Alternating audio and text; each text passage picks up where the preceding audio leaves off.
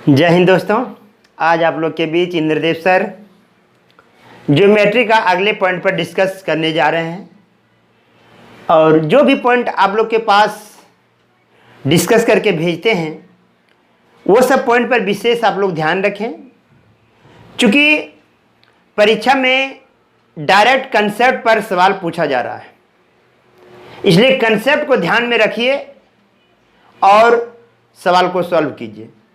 Concept आपको ध्यान में रहेगा तो सवाल सॉल्व तुरंत हो जाएगा दोस्तों। यदि इसका कंसेप्ट मालूम और सूत्र मालूम नहीं रहेगा तो सवाल हल करने में आपको परेशानी होगी। ठीक है, चलिए ध्यान दीजिए। कहता है एक समकोण त्रिभुज में समकोण बनाने समकोण वाले शीर्ष से कर्ण पर डाला गया लंब की लंबाई, ठीक है, लंब की लंबाई BD,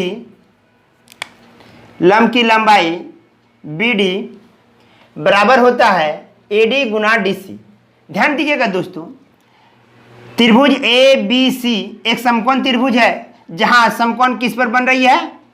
B पर बन रही है। ठीक है, इस समकोण वाले शीर्ष से कर्ण का जो भुजा है, कर्ण पर डाले गए लंब, यहां से एक लंब डाले कर्ण पर, तो ये जो लंबाई होगी BD उसकी लंबाई पूछी जाएगी।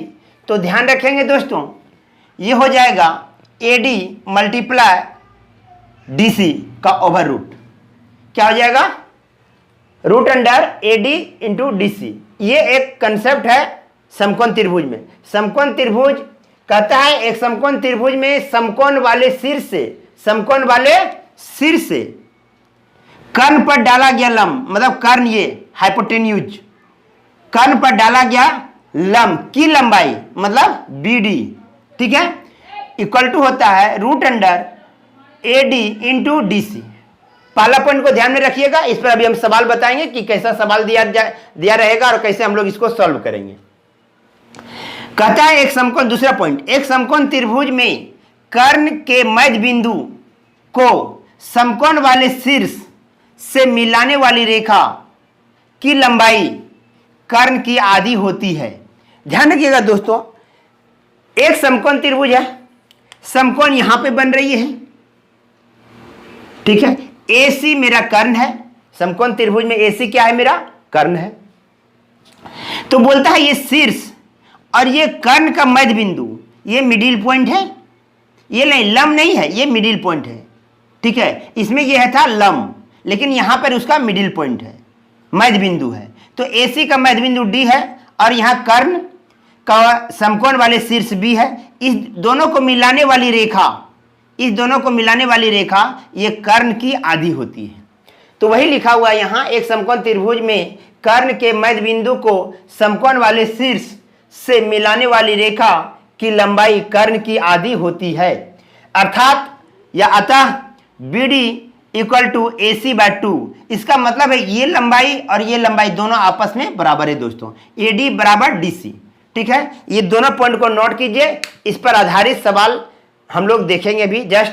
और थोड़ा थोड़ा पॉइंट को ध्यान रखिएगा दोस्तों, ये सब एकदम पॉइंट को ध्यान रखिएगा तो सारे क्वेश्चन बहुत आसान बन जाएगा एग्जाम में, और बन जाएगा, तुरंत बन जाएगा। इसको नोट कीजिए।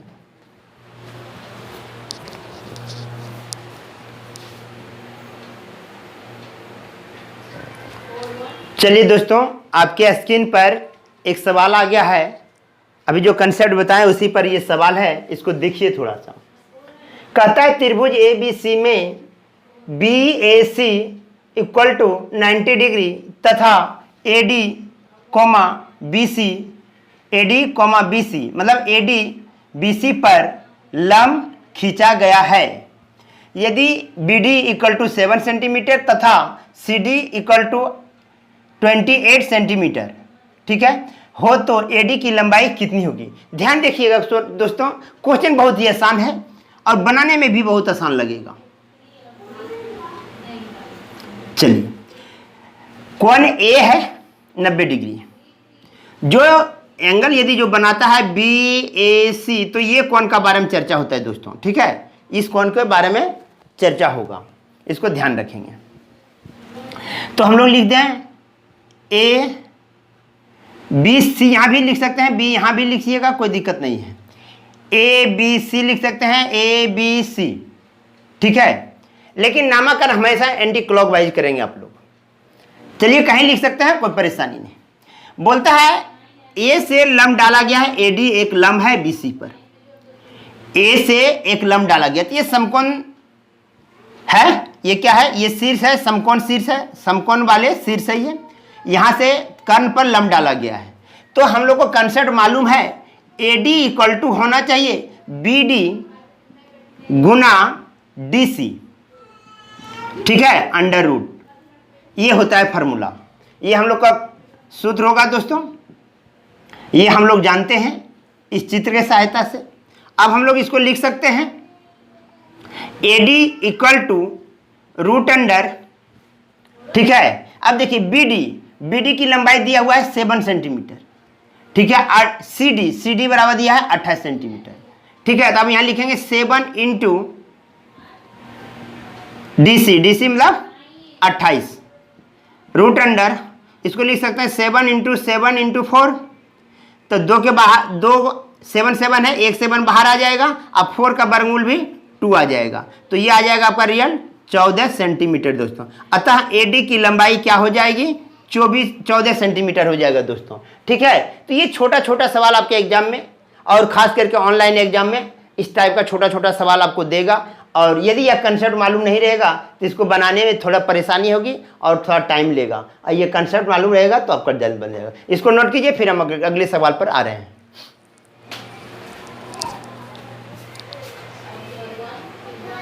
चलिए हम लोग अगले सवाल पर आ गए हैं, इसको थोड़ा देखिए और समझिए, इसमें थोड़ा कुछ कंसेप्ट मिलेगा दोस्तों। कहता है त्रिभुज एबीसी बी पर समकोण है, बीडी उसकी ऊंचाई है, एडी बराबर 4 सेंटीमीटर और डीसी बराबर 12 सेंटीमीटर है, ए बी की लंबाई क्या है। ध्यान रखिएगा दोस्तों, ए बी सी, चूंकि बी आप बोल रहा है बी पर समकोण है, बी पर समकोण है, ठीक है। ध्यान रखेंगे दोस्तों, ये शीर्ष से ये ऊंचाई तभी होगी जब इसको इस शीर्ष से इस भुजा पर लंब डालेंगे, ऊंचाई तभी होगी जब इस शीर्ष से इस भुजा पर हम लोग क्या करेंगे, लंब डालेंगे। जैसे लंब डालेंगे तभी उसकी ऊंचाई होगी, ये नहीं कि यहां से यहां लिख देंगे तो वो ऊंचाई होगी। ऊंचाई होती है परपेंडिकुलर, ठीक है, वो डायरेक्ट होता है लंब। तो बोल रहा है ये जो है बीडी उसकी ऊंचाई है, इसका मतलब है कि ये इस शीर्ष से कर्ण पर लंब डाला गया है, ठीक है। तो अब यहां दिया हुआ है एडी बराबर 4 सेंटीमीटर और डीसी बराबर 12 सेंटीमीटर।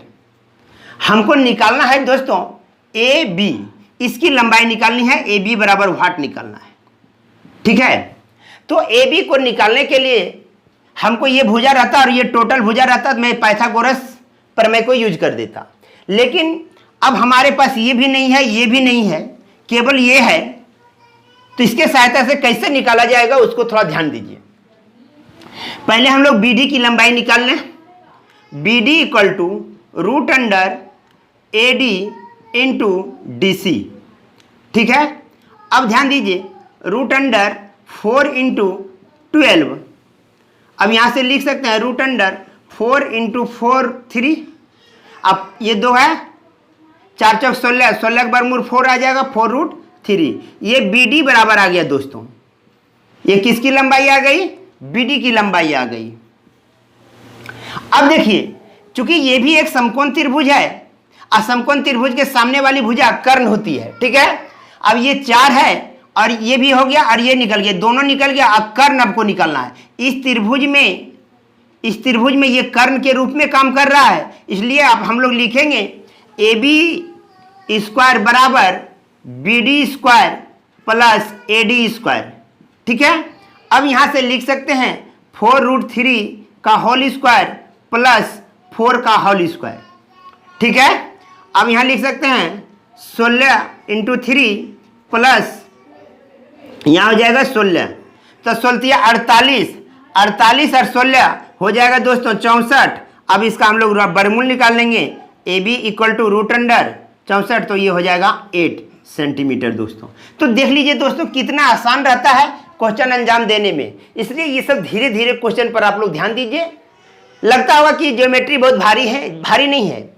आपको ये सब स्कोरिंग करेगा और ये सब सवाल बना दीजिएगा, आपका एक पिक पॉइंट बन जाएगा। ठीक है, इसलिए ये सब सवाल को नोट कीजिए, फिर हम अगले सवाल पर आएंगे।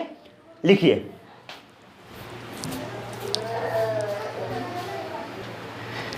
चलिए अगले आपके स्क्रीन पर अगला सवाल आ गया है, इसको देखिए और समझिए थोड़ा, ये भी बहुत आसान है। बोलता है एक त्रिभुज की भुजाओं की लंबाई क्रमशः a, b तथा c है। यदि a² + b² + c² बराबर ab + bc + ca हो तो वह कैसा त्रिभुज होगा। मतलब वो कौन सा त्रिभुज होगा, समकोण होगा कि समद्विबाहु होगा कि विषमबाहु होगा। ठीक है, इसको थोड़ा ध्यान देना है, या समबाहु होगा। इस सब लोग त्रिभुज को हम लोग को पहचानना है। थोड़ा इसको सॉल्यूशन करते हैं, ध्यान दीजिए। दिया हुआ है a² + b² + c² बराबर ab + bc + ca। ठीक है, सबको इधर ले आइए दोस्तों। a² + b² + c² -ab - bc - ca = 0। ध्यान रखेंगे दोस्तों, इसका एक सूत्र होता है, इसका एक फार्मूला होता है, हाफ इंटू a - b का whole square plus b - c का whole square plus c - a का होल स्क्वायर। ठीक है, इसका सूत्र होता है, इसका ये सूत्र होता है। ध्यान में रखेंगे, आप इसको याद भी रख लेंगे, नोट में हम लिख देंगे अभी, जस्ट इसको मिटाने के बाद हम लिख देंगे अभी सूत्र को। तो इसको हम लोग इधर जो गुना है उधर भागम जाएगा, 0 हो जाएगा।